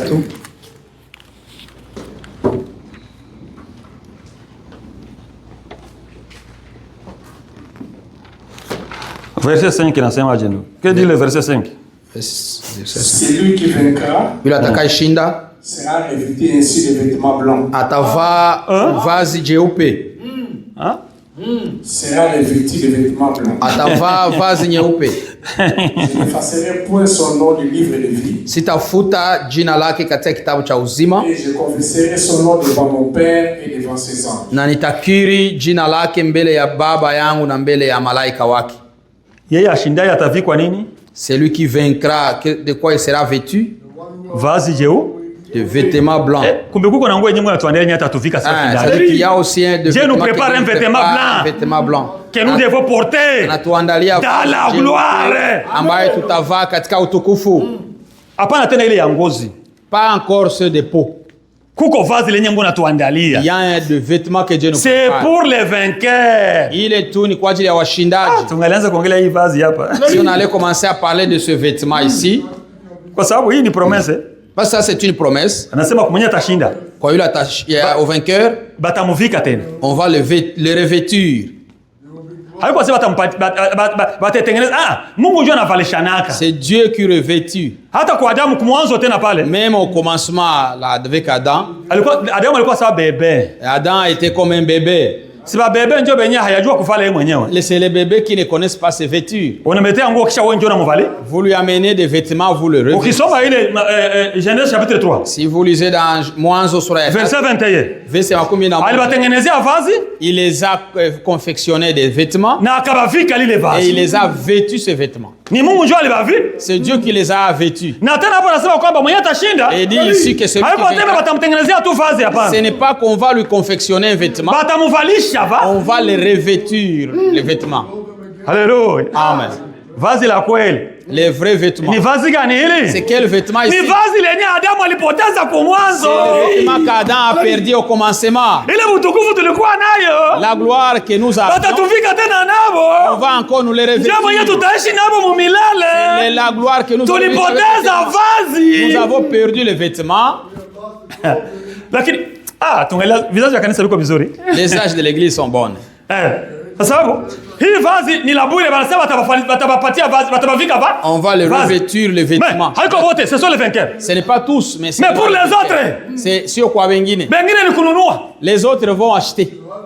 Unaweza kusema frère, bilanza kwa tajiri. Est-ce que cela est écrit? Oui, c'est écrit. Oui, nimeandikwa. Tuonyeshe kwenye imeandikwa. Voulez-vous que nous vous montre là où c'est écrit? Wengine wanabambia banunue. Les autres on leur dira. L'âge de l'église de Laodicée. L'église qui a Laodikia. Tuone Laodikia wanamwambia nini? Voyons qu'est-ce qui est dit à l'âge de Laodikia. Laodicée. Laodikia ndio wanaambia vile. C'est on dit cela à Laodicée. Lakini hapana washindaji katika kizazi cha Laodikia. Mais ce n'est pas les vainqueurs de l'âge de Laodicée. Ni Laodikia ndio mwenyewe anaambia. On a dit à Laodicée. Tuone kwanza kwenye wanaambia Laodikia. Voyons ce qu'on dit à Laodicée. Est-ce que ça pénètre? Je inaingia. Amen.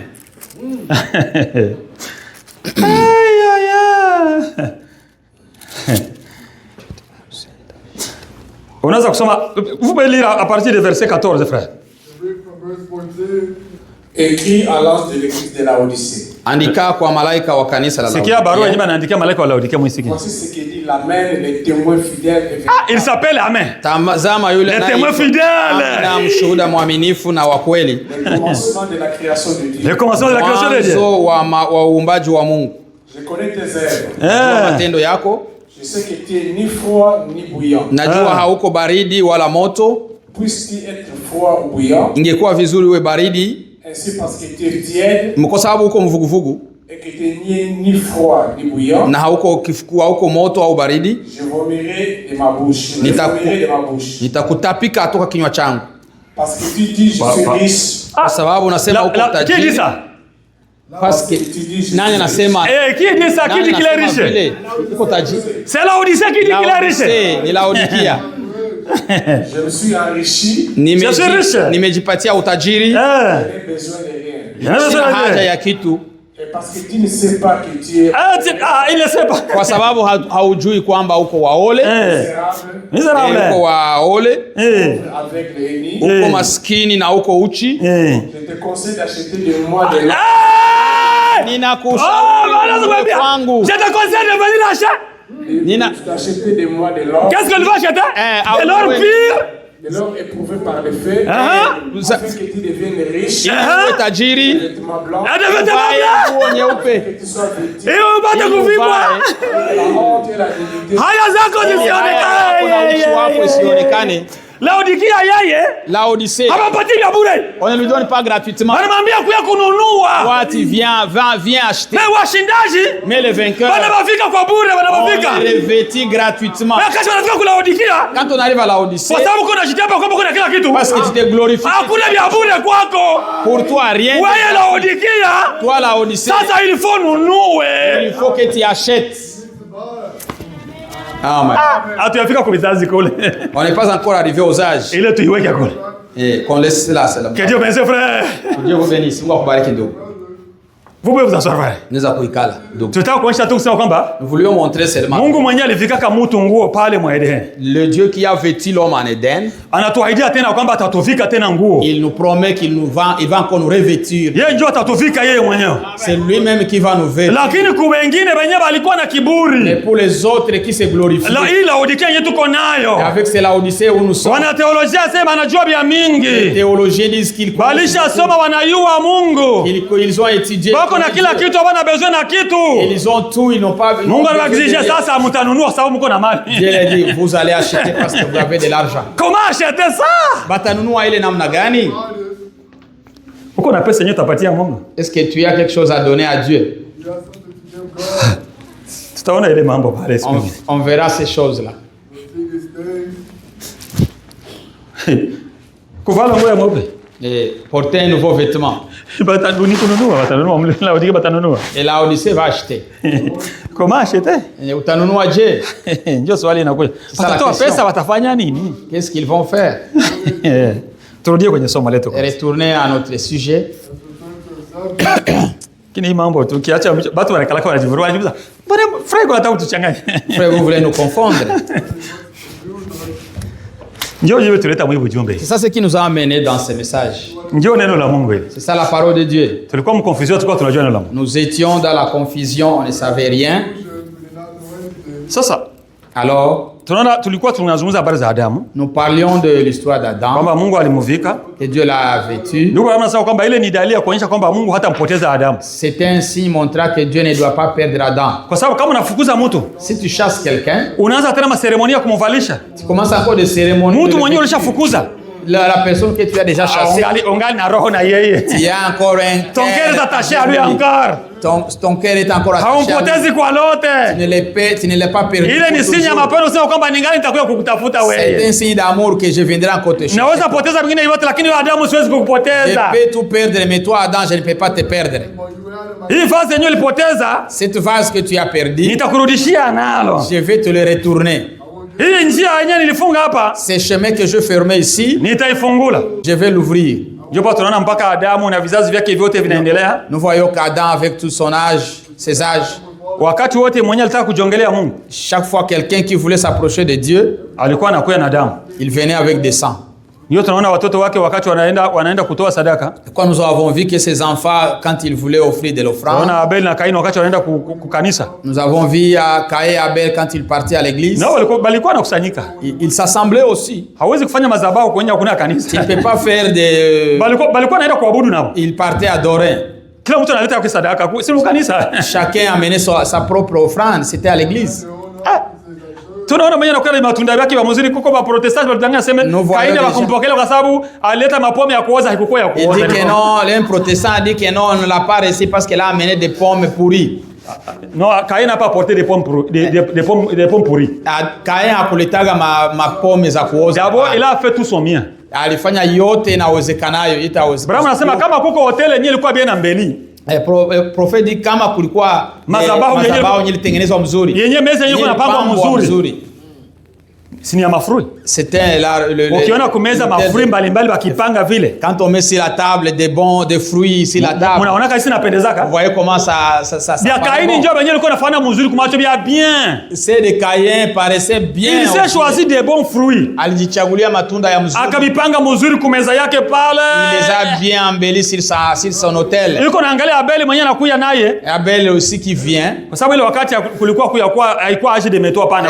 Hii bisu ya metala bilikuwa il n'y avait pas de l'âge de béton là de c'était l'âge de la pierre polie. Ilikuwa ni wakati walijiwe. Même c'était même pas la pierre taillée. Ilikuwa bado hata lijiwe lenye balishatengeneza. Ilikuwa ni tu nikilijiwe tu naenda kama tu nakivunja. C'était seulement une pierre qu'on allait prendre. Nikijiwe nje kile kamata kuchinja ule kondoo. Ilikuwa ni pierre. Ilikuwa ni vitu moja ovyo ovyo. C'était des choses là bizarres. Hakukuwa na hizo cordes zenye mko nazo za mzuri mzuri. Ce n'était pas de telles hizi makamba za bien qu'on a. Kamba ile kamata watu wanaitaka miararati. Vous savez le miararati? Il y a des plantes là. Kuko mamiti mo ni plantes ina tambala ile. Ce sont des plantes rampantes. Yeah. Njoo yenda ukamata vile makamba yake ya ile maplante vile. Il est allé prendre ces plantes. Ceux qui ont vécu au village. Il y a des plantes qui rampent avec très longues. Njoo yenyewe alifunga hebu kondoo wake mkomleta. C'est qu'il a pris lié son bélier. Anakuya tu na kilijiwa anaanza kuchinja chinja. Il a pris une pierre, commencé à égorger. Wakati damu ilitoka. Quand seulement le sang est sorti. Mungu akapita kubali. Dieu directement accepté. Toi tu es dans mon plat. Wewe ndio kwa mpango yangu. Je suis dans le plan de sauver le monde par le sang. Niko mpango ya kuokoa dunia kupitia damu. Amen. Amen. Ukifanya vitu sana mapenzi ya Mungu unabarikiwa. Si vous faites quelque chose selon la volonté de Dieu, vous êtes béni. Abel tu damu wakati abakubali sema yeye alifanya matendo mazuri kuliko mwingine hapana. Et on ne l'a pas accepté parce qu'il a fait des choses plus que l'autre. Yeye Kenya ni imani tu kusema kwamba aliamini, alitoa damu, alijua siri ya damu. Il a cru, il connaissait les secrets du sang. Par la foi Abel. Kwa imani Abeli. C'est ça c'est que dit la Bible. Alikuja na imani. Il est venu avec la foi. Imani utoka wapi? D'où est venue cette foi? Sikia. Mungu akubariki. Amen. Unatoa siri. Tu as les secrets. Tu as les échappés les secrets. Unaacha siri na pita. La foi vient eko? La imani huja kwa kusikia. Abel avait entendu qui? Abel alisikia nani? Il avait entendu Adam. Alisikia Adam. Adam leur avait prêché. Adam alimhubiri. Que Dieu nous sauvera par le sang. Mungu atatuokoa kupitia Adam. Le péché est entré par le sang. Njia zambi iliingia et doit être réglé par le sang. Na zambi inapaswa kuwa. Si vous voulez vous approcher de Dieu, kwa kukaribia Mungu, vous devez vous approcher avec le sang. Unapaswa kumkaribia kwa njia ya damu. Lui-même Dieu quand il s'approchait de moi. Ndiye Mungu wakati alinikaribia. Quand j'ai péché moi Adam. Kama Adam nilitenda zambi. Il a d'abord égorgé Alichinja kwanza mwana kondoo. Il a traversé les sangs avant de m'approcher. Alivuka damu mbele anikaribie. Ndio maana mbele kunivalisha mimi Adamu. Avant de me vêtir moi. Mungu kwanza niliona alivuka kwanza Adamu. J'ai vu d'abord Dieu traverser le sang. Amen. Amen. Na kama mnamjongelea. Et pour s'approcher de lui. Inabidi umpelekee Adamu. Il faut lui apporter le sang. Na Kenya najua. Et c'est qui sait que j'ai saint. Wewe Abel wewe. Toi Abel et toi. Wewe ndio mtoto wangu. C'est toi mon fils. Huyu Kaini. C'est Caïn ici. Ni wa ule mwovu haiko wa kwangu. Il est de ce machin, de ce malin. Il ne m'appartient pas. La prédication d'Adam. Amen. Mahubiri ya Adam. Oh. Et tu imalisé dimanche. Qu'on termine ça le dimanche. Oh, samedi il y a kilt. Et samedi il y a kilt. Ah, samedi. Samedi itakuwa na kilt. On va terminer ça le samedi. Ah, samedi. Kwa sababu bien sûr somo hébreu tu viona. C'est qu'on a lu, on ne l'a pas encore vu. Somo Hébrania. On a lu en hébreu. Tu hapa tunaanza kuintroduce mambo ya damu unaona. On a introduit les choses du sang. Jona wakati Mungu alita Israeli nabo. Quand Dieu appela Israël. Habana approcher mbele ya Mungu bila damu. Ah, tu ne peux pas s'approcher de Dieu sans le sang.